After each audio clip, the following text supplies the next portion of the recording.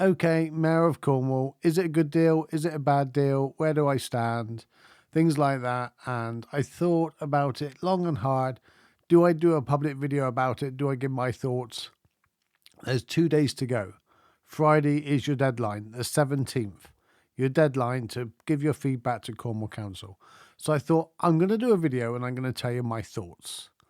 Now, bearing in mind, this is not the Truro City Council and this is not the Mayor of Truro speaking. This is me, Stephen Webb, live in Cornwall, grew up in Cornwall, my thoughts about it. Maybe a perspective from a mayor, but it's not necessarily the Mayor of Truro. It definitely is not a position of the Mayor of Truro because he doesn't have a position. Then that's really important. And it's also important to say Truro City Council passed a resolution to ask Cornwall Council to have a referendum. And I stand by that. That's what we passed. That's what was voted. I cannot remember what I voted, but whichever way it was passed, and that's what I stand behind as a councillor and as the mayor. Now then, so personally, where do I stand? And I'm going to go through 9 reasons why I thought having a Mayor of Cornwall was a terrible idea. But I just wanted to lay my position out first. Okay, so there will be a link underneath this video of where you can go and give your opinion. And I think I just wanted to do this video because I think it's important that we get the right information out there for you to make a decision. So please correct me if I get anything wrong, but I've done a lot of reading, I've done a lot of cross-referencing and spoke to quite a few people. So I'm going to go through my 9 and then I'm going to give you a little bit. Let's do it relatively quickly. Just before I start, this video has turned out a little longer than I thought it would be. And I just want to say I've done timestamps in the bottom of the video on YouTube, and I've put the times also down below the video of anything in particular you're interested in on a particular point about the mayor. I hope that helps. So it is only £12 million per year. That doesn't include the extra money that each government gives. Now, the devolution deal can only go into this government, I understand. So there's the 360 million plus the other money, things like 8.7 million for capital funding, 7 million 2023 delivering affordable homes, nearly 10 million over the next 3 years, the innovation program, clean energy and things like that. So there's the £3 million per year plus whatever the government of the day wants to give to mayors. And or any county or cities and all that is run by elected mayors. That's a big difference between elected mayors and civic mayors, and I'll go to that a bit later. And having been a civic mayor and still a civic mayor at the moment, I can understand the difference. But I'm going to go on to that in a minute. So each new government would dish out money. Now then, the chances are we're going to have a change of government in 2 years' time. Well, Labour are very supportive of mayors as well. So the chances are they will give out some more money to areas that are run by elected mayors. So it's not just the 12 million a year. Number 2, devolution means more power of what we don't want. Well, I somewhat agree with that to a degree. Devolution normally means, and my experience of being on the council is that the higher council, the bigger authority, hands down stuff they don't want anymore. And they don't very often hand down enough money to run it brilliantly efficiently, shall we say. But this devolution deal was a little bit different. It's not necessarily, it's really, it is allowing us to make more of a decisions in-house rather than having to rely on the government. And when we have things like a big planning application and the city council disagree with it, Cornwall Council disagree with it, and then the government overrides it. It'd be a little more difficult for them to do it if we have an elected mayor. Not quite sure why the technicalities, but it's there. But really, it's about giving us more powers. It really is about us more powers. and with having an elected mayor more accountability to a single point, although that single point doesn't have essentially more powers. So it's an extra layer of government and an expense to Cornwall. It won't be an expense to Cornwall as far as I can understand. If we have a referendum, I think that expense will be to Cornwall, and that'll be our choice. I'm not a huge fan of referendums because I think they can easily be hijacked by either side. I think people that are indifferent don't vote.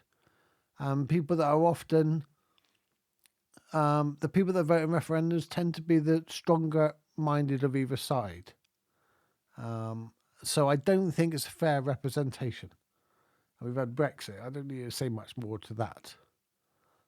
Whichever way you sit on the Brexit, when something's so close, it doesn't bring people together, whichever way. So it's an extra layer of government. I'm going to address that. At the moment, you have 87 councillors. And of those 87 councillors, they get voted in. They then vote for the leader of Cornwall Council. Every year they do that. And if we have a mayor, instead of the 87 councillors voting for their leader, you get to vote for the leader every 4 years. And they just replace the leader of Cornwall Council. Now then, I spoke to a group of 60, 70 people. The demographic was above 50. And I asked them, and it's the age that I would have thought would know who our leaders now are. So I asked them, what is the name of the current leader of Cornwall? Nobody knew. One person said, I think it's a lady. You're right, it's Linda Taylor. I didn't know who she was until I got elected and all that and become part of the political arena. And I can't tell you the leaders of Cornwall Council the last 10 years. And neither could they. And I think that's a real problem. When we're literally having decisions and we're run by the council and we don't know who the person is running it. So they will literally replace them. It's not a new layer of government. Number 4, it puts all the power in one person's hands. It doesn't. They've still got to put the budget through the cabinet and then through the council. Any real changes, any real amendments or anything like that to any kind of constitution, I think level kind of stuff, it needs 2/3 of council. They can decide the vision and the direction. They cannot decide the nitty gritty. They cannot force things through if the councillors don't want it to be. I think that's quite important. It can paralyse the council. This is a good one, and in actual fact, I agree with this one. If you've got no overall party, you then you've got a cabinet that makes up the minority party. But they can put stuff forward, but they might not be able to do anything because unless that cabinet puts stuff forward that the council vote for, it doesn't go anywhere. And we had that for quite a number of years before the most recent elections from the local council. So we already get that anyway. And the idea of having a mayor that's elected outside of the council, they should be able to work across party lines. It's when they're elected, it's for them to represent everybody. So, and that's across all political divisions, across all groups, everything. So they should be able to bring the cabinet together from all parties. So I think it'll unify them more, but there's always the potential. So I think this is something that needs to be watched. What if we get someone we don't like? We get that prime ministers, things like that. I understand the concern, yes, but we can. You can have a vote of no confidence. Locally, we can really put pressure on that their job doesn't become untenable. I don't think. We've done it with prime ministers, we've done it with things and all that. So if they become really, really bad for Cornwall, it won't take much to make their job impossible to do. We should be getting a better deal. we've got a Conservative cabinet, we've got a Conservative Cornwall council, we've got 6 Conservative MPs, we've got a Conservative government, we had a Conservative landslide, and we're not getting more. Now then, by nature of the right side of politics, they're about control and power, protection, security, safety. That's the way they see the world, essentially. So from that perspective, we stand the best chance of getting the best devolution deal right now, the best, most power devolved to us. And those that think Cornwall can stand by itself, that's not the future of the world. You know, it's not going to go back to some kind of duchy that we have our own parliament. We're not Wales, we're not Scotland. We haven't got those kind of demographics. We've got so many issues that we're reliant on the country for, with the elderly population, the NHS, the way we're a tourist attraction, everything like that, the demographic of Cornwall just would not lend itself to becoming completely independent. You know, I think we should always go for more powers. I totally agree. But I think we've got to be realistic. So holding out for a better deal is just not going to be the answer. I'm just looking at my... I'm so tired today. I didn't sleep very well last night. But I've got to do this video. I've been putting off doing this video for about 2 weeks. And we need a stronger voice. This is... Okay. So how strong is the voice that nobody knows the name of? You've heard of Andy Burnham and Sadiq Khan. You've heard... There's, I think, 12, 13 mayors at the moment. And I said to somebody quite high up in the council, I said, so, okay, so you want to elect a mayor, but what? And that mayor will have the ear of ministers. It will have a closer ties with the government. It will have more influence in the government, all that. Why hasn't our current leader got that? It's like, great question. Because there's 330 of them. Oh, right, okay. Yes, 330 of the equivalents of the Linda Taylors, which is our current leader of Cornwall Council. There's only 12, 13 mayors. Let that sink in. And that's why if you want to deal with another country, or you want to deal with a county, or you want to deal with a city, you want to organise an event in Truro, you want a point of contact. You want someone that is a responsible person, that is accountable, that you can have that point of contact. Makes things so much easier. And not only that, you also want someone that is out representing the county, out in the world stage, going, hey, look, Cornwall's here. Cornwall can be the hub for, and the new grounds for green energy. We got more wind down here than most other places in the country. We've got more waves. We've got things. There's no reason why we couldn't be self-sufficient, that we couldn't have a lot lower energy bills and giving a lot of our energy to the rest of the country, selling it to them. Why isn't anybody out on the world stage saying, look, let's do this? So that's why we need a single voice. We need that vision, and we need that person to go, look, this is what Cornwall is. This is what we're doing. This is what we're great. And not having that thing top down on top of us all the time. So I think we need someone to represent Cornwall, to bring investment in Cornwall in the right ways, not just the people that choose to maybe exploit is probably a too strong a word, but not necessarily exploit, but see Cornwall as maybe easy pickings for some business, and all maybe. I'm probably going to get in trouble for that. But yeah, we need a stronger deal, stronger voice. That is an absolute must.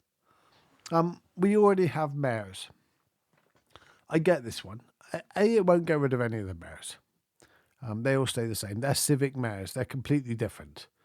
Now, a civic mayor is somebody that is elected by the council. They chair the meetings. I chair the meetings currently at Cornwall Truro City Council. I don't really have any powers. I can make the odd decision out of council, but that's only if it's urgent. I still got to go back to the council and retrospectively ask permission. I can choose the direction of agendas, things like that. But I can't really do much more than that. And I put on my robes and I turn up and I smile and look pretty or work on it. And that's the civic mayor, is to represent a tradition and a heritage and culture of what our cities and towns are, the same as the chairs in the parish. You know, the chairs in the parish are just as important as all the mayors in Cornwall. Yet the mayors get a lot more recognition than the chairs. And that's really important. So Linda Taylor basically is like the equivalent to the chairs, just as with all the things, but just because of the name, doesn't get the recognition in the same way. God, this is 16 minutes. This is a long video. I am so sorry, but it's important to go through these things, and I'm just running out of time to do it. And we already had mayors, we got that. So it's not going to change that. But I do feel for the mayor's perspective when you've got a do in your own town, and you've got all the mayors come along, and you're top mayor. This is ego now, ego-driven mayor. So I'm top mayor. So whenever anything happens in Truro, I'm top mayor. I'm the first one. You get the king, Lord Lieutenant. I think then it'd be me, or not me, the Mayor of Truro, and then the other mayors. If I go anywhere else to like St Ives or something like that, you get the Lord Lieutenant or the King, the Lord Lieutenant, the Mayor of the city town, and then the Mayor of Truro, because he's the first citizen or something. I don't really understand it. But where would the Mayor of Cornwall sit in? He would sit there, probably behind the town mayor. So does it somewhat move the light away from the local mayors? Maybe. In ceremonial purposes, maybe. But isn't it more important that we promote Cornwall? So, you know, the more and more I've tried to denounce the mayor, the more and more I've tried to see all the problems with it, the more and more I've seen, this is not a bad deal. Yeah. There's other deals that are, other ready deals that are bad deals, but this is not such a bad deal, I have to be honest. And could it be better? Hell yeah. Could it be worse? Hell yeah. And I think overall, I think we should support it. I think we should go for it. And I think we should look for somebody to represent the whole of Cornwall as best way possible. Maybe someone not so much in the political field that can bring people together. We hear that way too often in politics about bringing people together. And yeah, but we need it. We need someone to represent us on the world stage. And we need someone to be beating that drum for Cornwall, so to speak. One other thing I would like to address is a lot of the independent councillors and the independent people in Cornwall go, well, it favours the four main political parties. It does for any election. That's the way elections are. I'm personally for proportional representation, things like that. But we have first person past the post. That's what we have. That's our democracy at the moment. It does favour the main parties because of the backing, because of the way we think and all that. And, whatever we think of democracy, that's the way it is. It's the best we got at the moment. I don't think it lowers the power of independence in Cornwall Council, though, because I think a mayor that is elected outside of the council itself is more likely to bring in independence and such like into the cabinet. I really do believe that, because they're going to have to work across all political divides, all political spectrums. And I think that's really important. So, and why can't an independent person become mayor? It's probably more like an independent becoming leader of Cornwall Council. So I think that's an important. Where do I stand? I really do stand. I think it's a good idea. And I think there's one main problem if we don't. If we don't take this deal, I worry that we're going to be lumped in with a mayor for the Southwest. Now then, that may be seen as scaremongering, that may be seen. It's quite possible, and they're looking at doing that up country. You imagine if our mayor is now mayor of several counties instead of the Cornish mayor or the Cornwall mayor. Imagine that.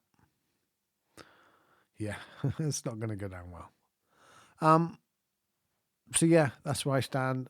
You know, go and fill out that form on Cornwall Council. It's down below. You don't have to agree with me. I just think we need a stronger voice. I think we need someone to represent Cornwall. I think we need somebody that, I'm talking about the candidate now. We don't have what the potential of America could give. And that if we were to just change the name and call it a leader and elect it by the people, I think this is the killer punch really. Is at the moment our leader is elected by Cornwall Council. Let's have a leader elected by Cornwall. You want more democracy. Let's have our leader elected by our people. And why are they called mayor? Because it's recognised worldwide. And I know that from being Mayor of Truro. Literally, it is. Doesn't matter where you to or anything like that, and you say you're mayor, and it's like, oh, wow. Doesn't matter how big your city is. It doesn't matter how, that's almost irrelevant sometimes. So, yeah, I've done my video. I've said my bit, and that's where I currently stand. Take care, guys. Let me know what you think in the comments. Let me know what you think in the messages below, and share this. Let's get the proper feedback. If you're against it, let them know in the feedback form link below. If you're against it, and bearing in mind the people that are against it are more likely to vote or more likely to go and fill out the form and all that. The people that are for it are going to go, I'm indifferent. If you're indifferent, give them your opinion as well. If you're for it, give their opinion. If you're against it, give your opinion. I'm not here to sway you either way. I'm just here to give you my opinion. Take it or leave it. I don't mind. Take care, guys. Bye.